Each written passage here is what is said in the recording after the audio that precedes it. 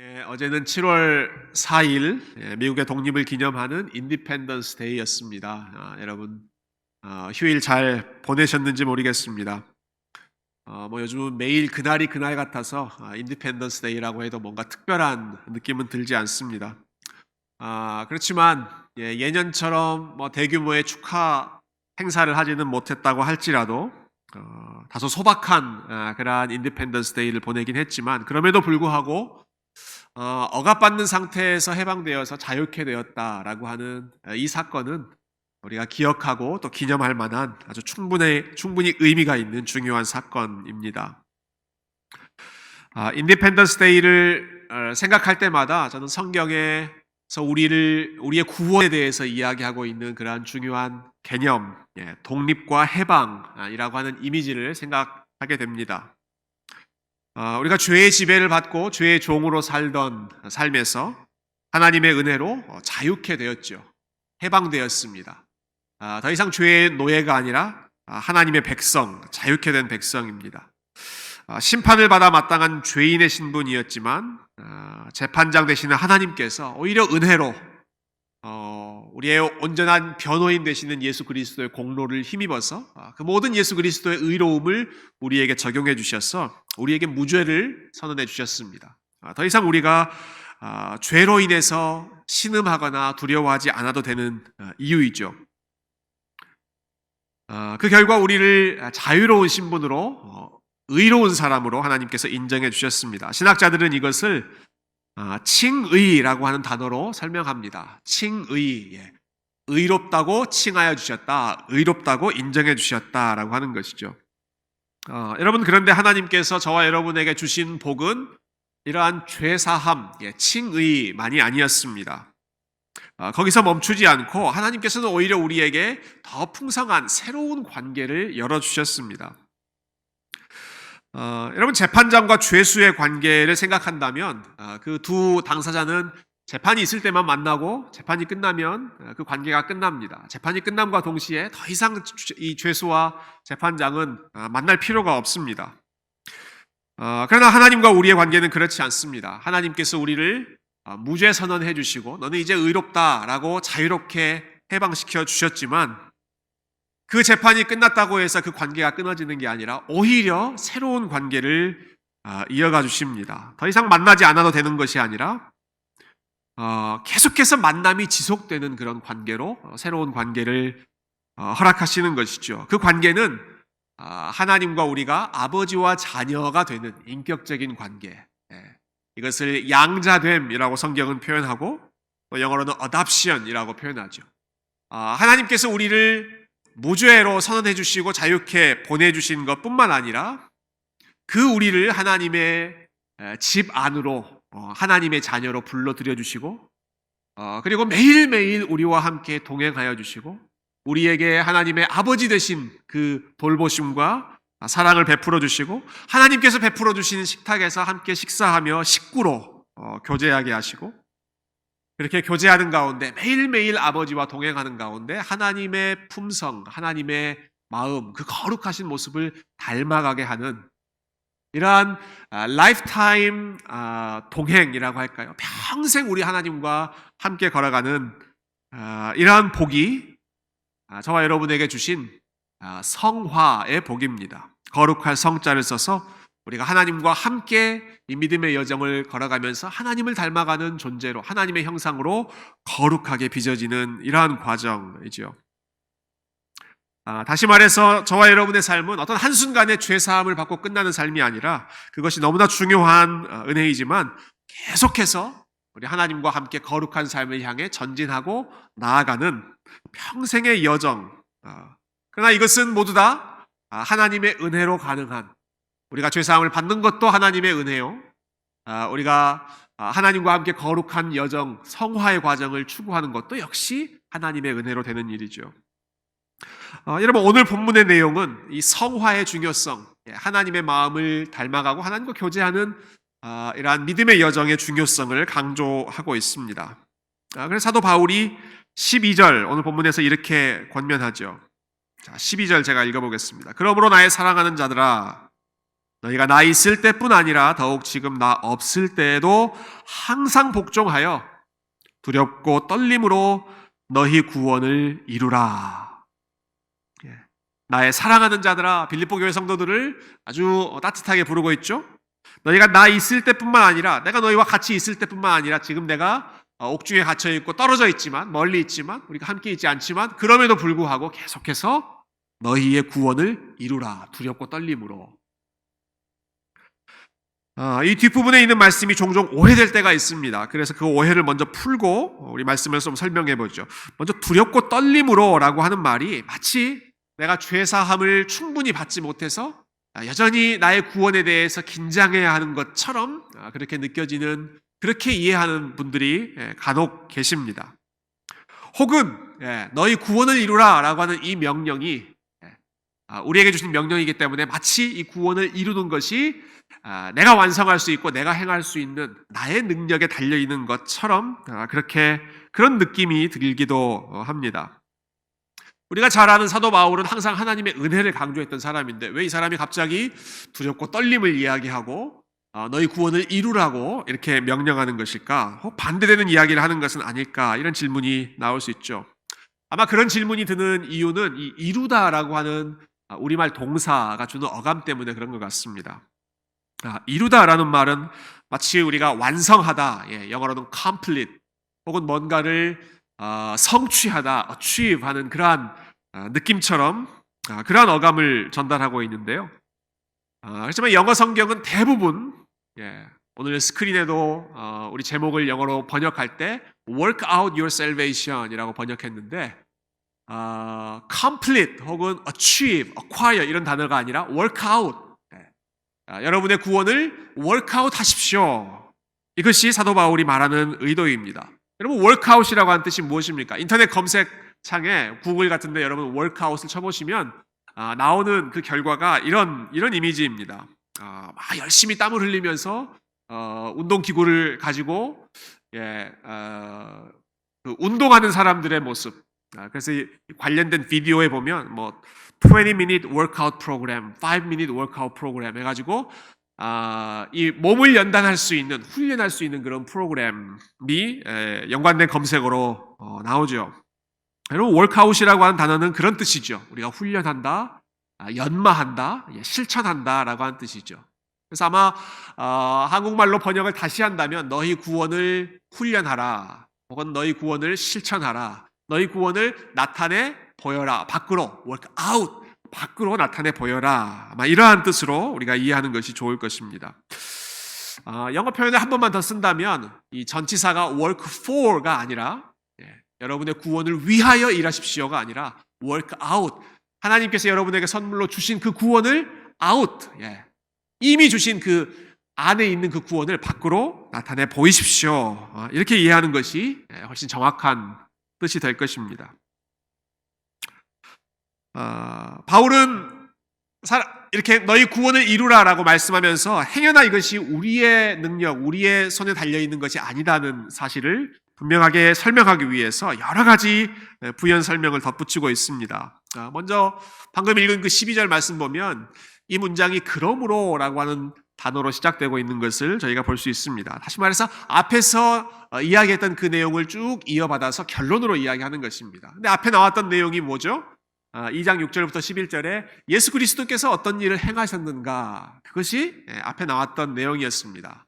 우리가 할 수 없는 그 구원의 일을 하나님이신 그분께서 이 땅 가운데 내려오셔서 우리를 대신하여 다 이루셨다, 십자가에서 다 이루었다라고 말씀하셨죠.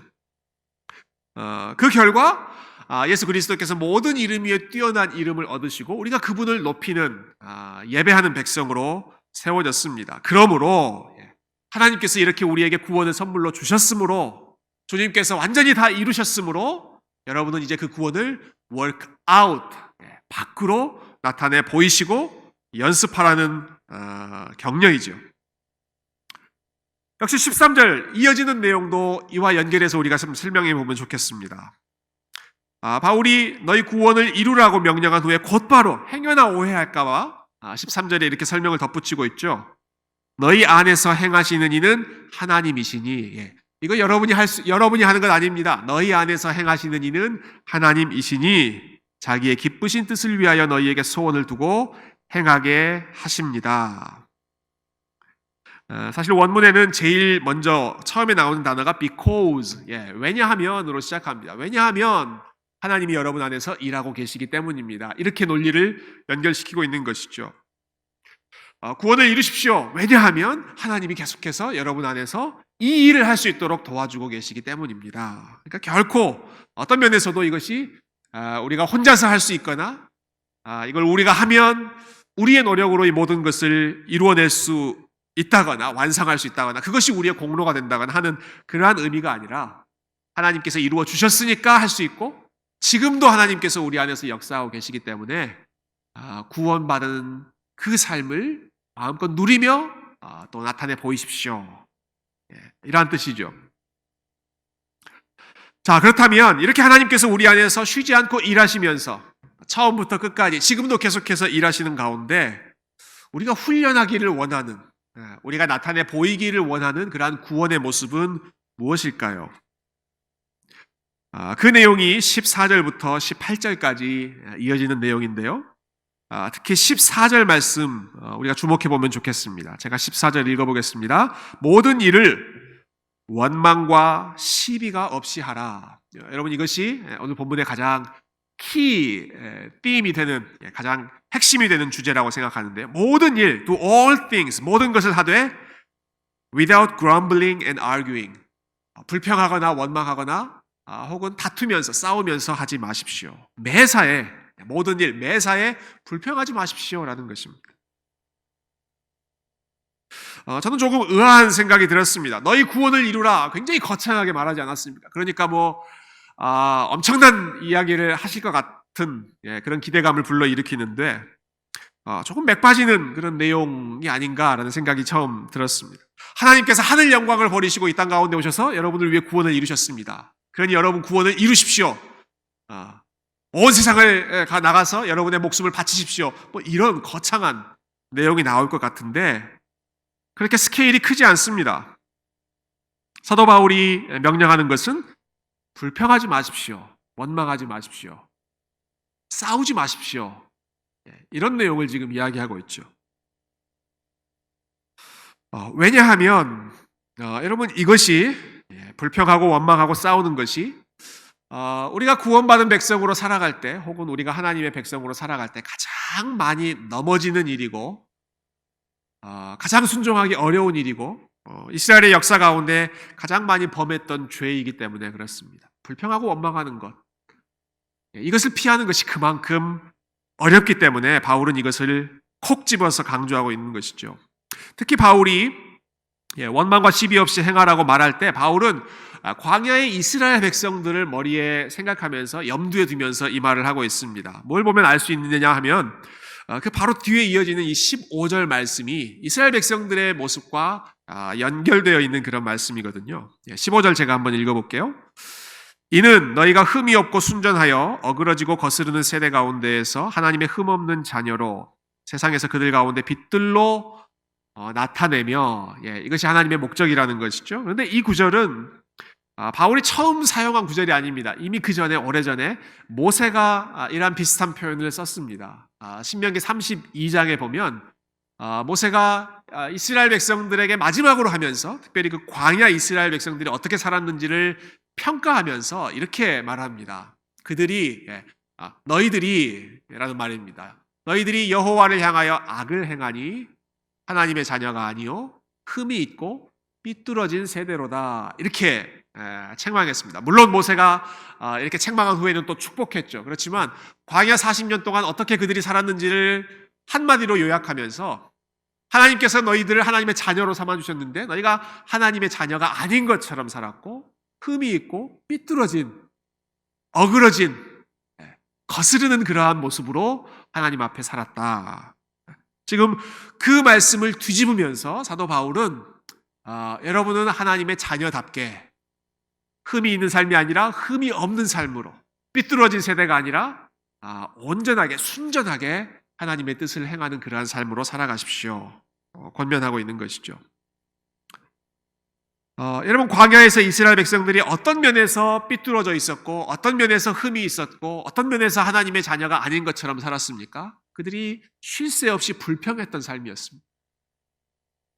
광야 이스라엘 백성들의 삶 한마디로 하면 궁시렁궁시렁이었습니다. 늘 궁시렁궁시렁 되면서 이거 부족하다, 이건 어렵다 계속 불평하는 삶이었죠. 조금만 힘든 일이 생기면 그들의 입에서 나왔던 레퍼토리, 왜 우리를 잘 살고 있는 이집트에서 끄집어내서 이렇게 힘든 곳으로 우리를 이끌어내셨습니까? 왜 데리고 나왔습니까? 라고 하는 원망이었죠. 여러분, 그 말이 사실이 아니죠. 여러분, 그 말은 사실로 생각하시면 안 됩니다. 그들이 왜 우리가 그렇게 이집트에서 잘 살고 있었는데 끄집어내셨습니까? 그들이 이집트에서 잘 살고 있지 않았습니다. 고생했습니다. 죽을 만큼 고생했습니다. 그래서 하나님 앞에 힘들다고 부르짖는 그 소리가 하늘에 상달될 정도로, 그래서 하나님께서 그 고통의 소리를 들으시고 모세를 보내서 그들을 이집트에서 해방시켜 주셨습니다. 그들이 그 구원을 경험했을 때 얼마나 기뻐했습니까? 소고치며 춤추며 아주 마음껏 그 해방감을, 자유케 된 것을 셀러브레이트 했죠. 기뻐했습니다. 그러다가 며칠 뒤에, 3일 뒤인가요? 광야로 들어가서 광야의 어려운 일들이 시작되니까 태도가 확 바뀌면서 왜 우리가 잘 살고 있던 그 이집트에서 끄집어냈습니까? 이렇게 바뀌는 것이죠. 40년간 광야 생활을 보낸 그 긴 시간 역시도 그것은 하나님의 잘못이 아니라 이스라엘 백성들이 자초한 결과였습니다. 하나님께서는 그렇게 긴 시간을 계획하지 않으셨죠. 이미 빨리 가나안 땅에 인도해 주신 다음에 나만 믿고 들어가서 이 땅을 차지해라 말씀해 주셨는데, 그때 또 한 번 이들이 똑같은 레퍼토리를 반복하죠. 왜 우리를 이곳까지 끄집어내서 이집트에서 죽지 않고 이 광야 땅에서 죽게 하십니까? 객사하게 하십니까? 그 결과 그들이 그 광야 생활을 시작한 것 아니겠습니까? 광야에 들어가서도 불평이 그치지 않았습니다. 먹을 게 없다고 불평하고, 그래서 하나님께서 만나를 보내주시면 만나가 맛이 없다고 불평하고, 고기 먹고 싶다고 불평하고, 그래서 메추라기 보내주셔서 고기를 먹게 하면 물이 없다고 불평하고, 이런저런 아주 끊임없이 불평하고 원망하는 것이 광야 이스라엘 백성들의 모습이었습니다. 여러분, 그들의 그 결과, 끊임없이 불평했던 그 결과가 어땠는지 우리가 시편 106편 말씀을 통해서 살펴볼 수 있는데요. 계속해서 원망하고 불평하는 가운데 이스라엘 백성들의 마음은 점점 더 피폐해져 갔습니다. 마음이 메말라져 갔던 것이죠. 시편 106편 13절부터 15절에 보시면 이렇게 기록하고 있습니다. 그러나 그들은 그가 행하신 일, 이스라엘 백성들은 하나님의 행하신 일을 곧 잊어버리며 그의 가르침을 기다리지 아니하고 광야에서 욕심을 크게 내며 사막에서 하나님을 시험하였도다. 그러므로 그 결과죠. 여호와께서는 그들이 요구한 것을 그들에게 주셨을지라도 그들의 영혼은 쇠약하게 하셨도다. 15절 말씀이 참 의미심장한 말씀이죠.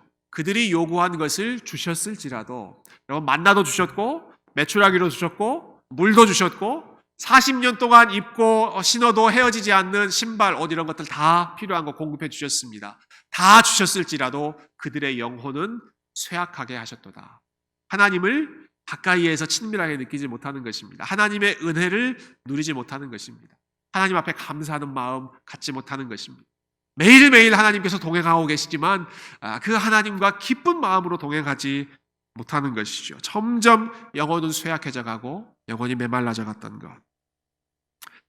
하나님을 단순히 생존의 도구로만 이용했을 뿐, 하나님과 교제하거나 하나님께 감사하는 마음으로 그분을 의지하지는 못했던 완악한 마음, 쇠약해진 마음을 시편 기자가 106편에서 이렇게 고백하고 있고, 모세는 신명기에서 너희들이 흠 있는 모습으로, 삐뚤어진 모습으로 살아왔다 책망하고 있는 것이죠.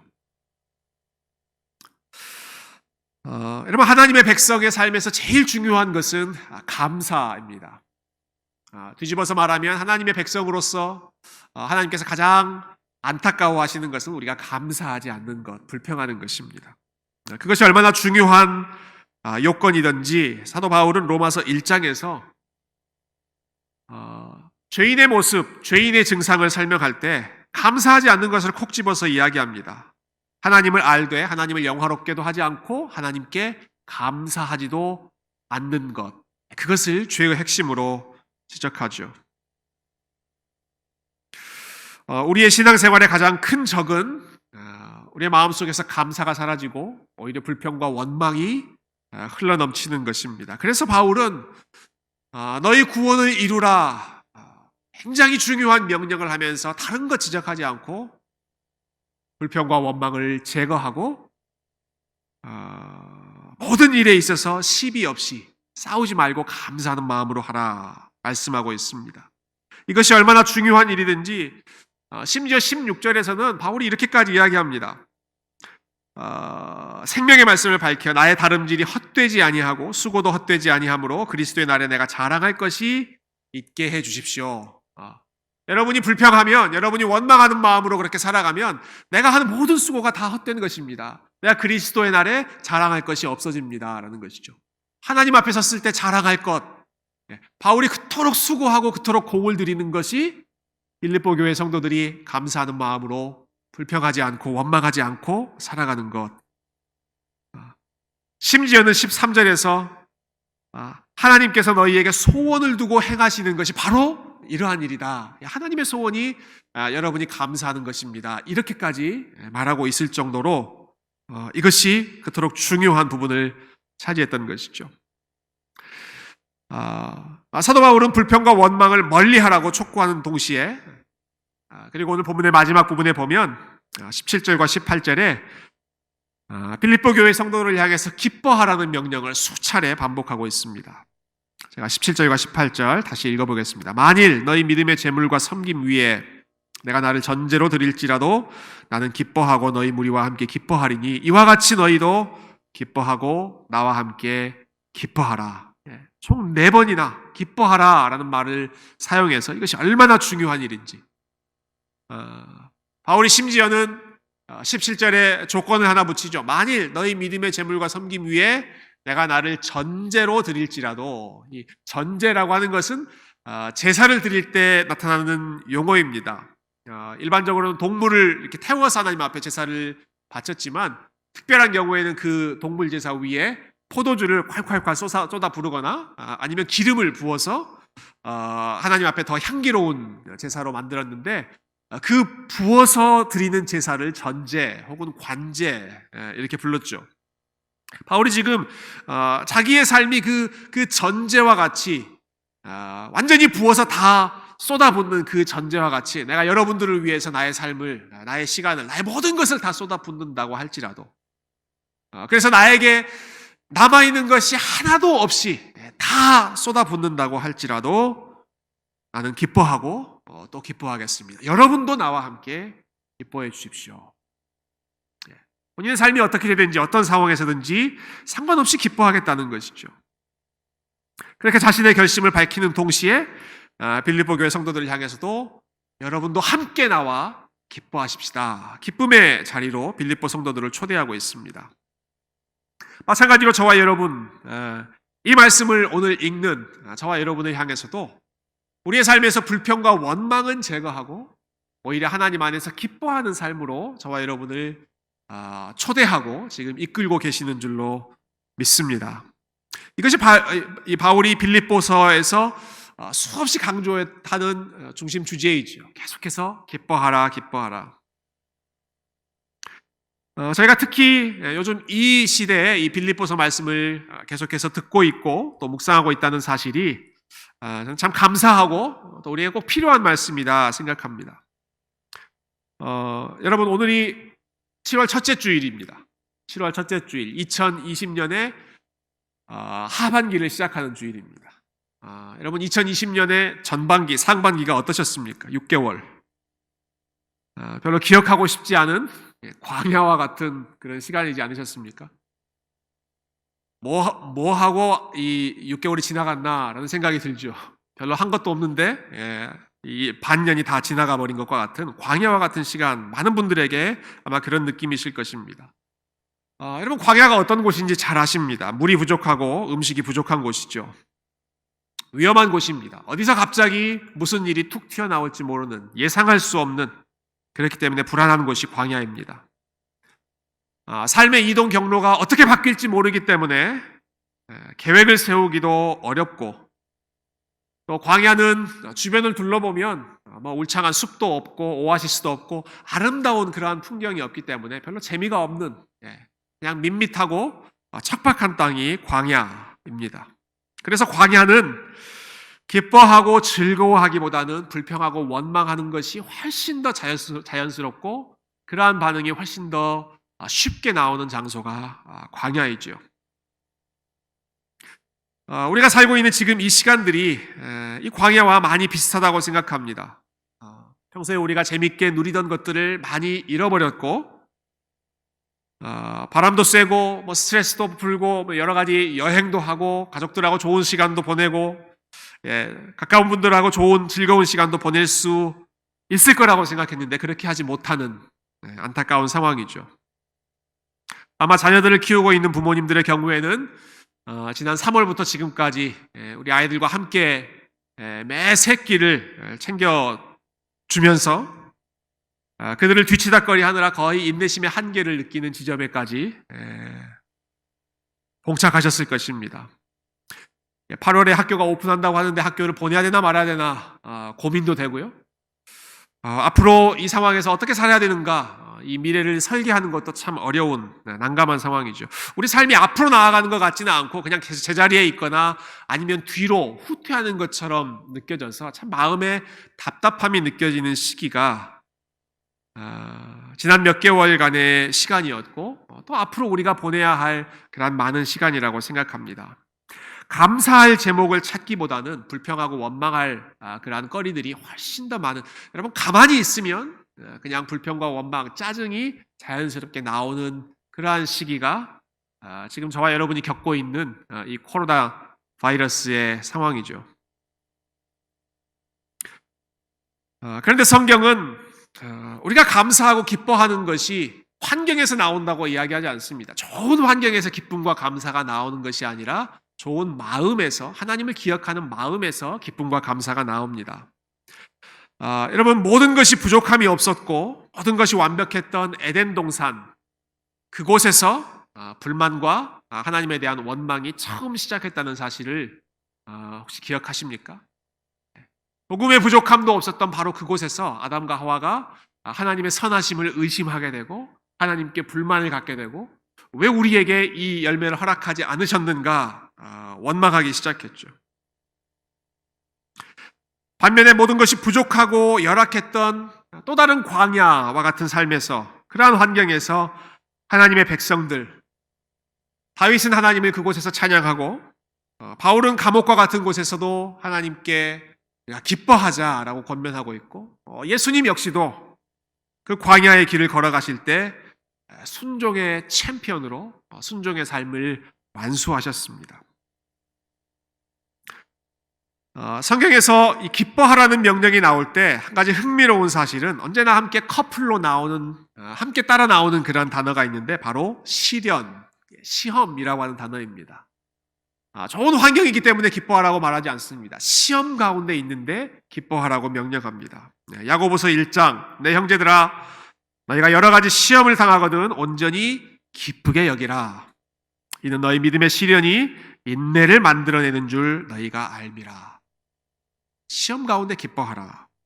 베드로 사도도 마찬가지로 말하죠. 너희가 이제 여러 가지 시험으로 말미암아 잠깐 근심하게 되지 않을 수 없으나 오히려 크게 기뻐하는도다. 우리가 잘 아는 로마서 5장 말씀, 다만 이뿐 아니라 우리가 환난 중에도 즐거워하나니, 다음 이어지는 말씀 무엇입니까? 이는 환난은 인내를, 인내는 연단을, 연단은 소망을 이루어내는 줄 우리가 알미니라. 환난 중에도 즐거워합니다. 그 이유는 환난을 통해서 우리에게 주는 유익과 우리의 인내와 연단과 소망과 하나님을 향한, 하나님과의 관계가 더 가까워지고 하나님을 향한 우리의 믿음이 더 견고해지는 유익함이 있기 때문에 상황이 좋아서 감사하는 것이 아니라 환난 중에, 시험 중에, 시련 가운데 기뻐하라는 것이죠.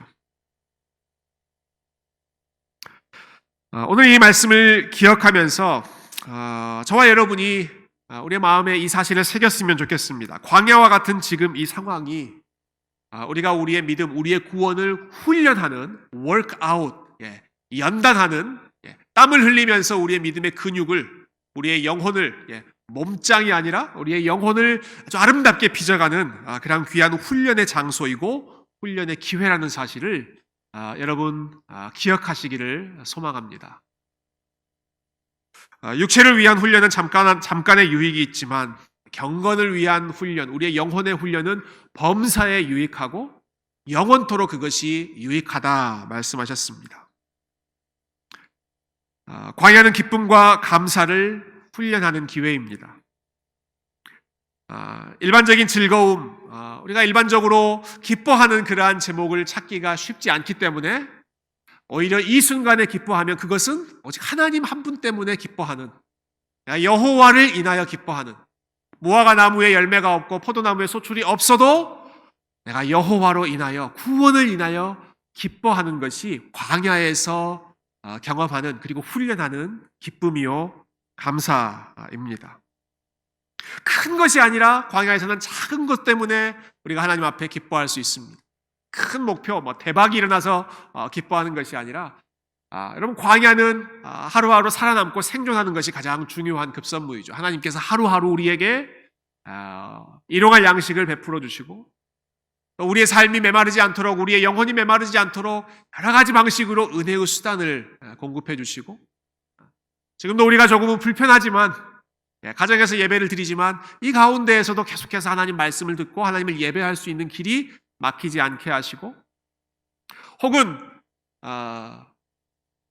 위기가 기회로 바뀌어서 이전에 함께 하지 못했던 가족들과 함께 드리는 그러한 예배를 또한 훈련하게 하시고, 여러 가지 방식으로 경험하지 못했던 것들을 경험하게 하면서 하나님 한 분만으로, 하나님께서 주신 것을 더 소중하게 생각할 수 있는 그러한 귀한 훈련의 장소가 이 광야의 장소이죠. 여러분, 우리에게 주신 작은 것 때문에 우리가 감사하는 마음 훈련하는 것이 지금 이 시간에 하나님께서 우리에게 주신 은혜의 수단이고, 또 우리의 구원을, 우리의 믿음을 더 강하게 연단할 수 있는 귀한 기회인 줄로 믿습니다. 무엇보다도 아무리 우리의 삶이 힘들고 광야가 계속되고 지루한 시간이 계속된다고 할지라도 그것조차도 우리를 향한 하나님의 사랑을 끊을 수 없다는 사실, 예수 그리스도 안에 그 어떤 것도 우리와 함께 하시는 그 하나님의 역사를 끊을 수 없다는 사실, 여러분 그 사실을 기억함으로 이번 한 주도, 그리고 오늘 하루도 불평과 원망의 말이 아니라 하나님 앞에 기쁨과 감사의 말과 생각으로 우리 하나님을 영화롭게 하고 가장 어려운 시기에 하나님을 인정함으로써 하나님께 가장 큰 영광을 돌려드리는 귀한 새교회 성도님들이 다 되실 수 있기를 주님의 이름으로 축원드립니다. 함께 기도하겠습니다.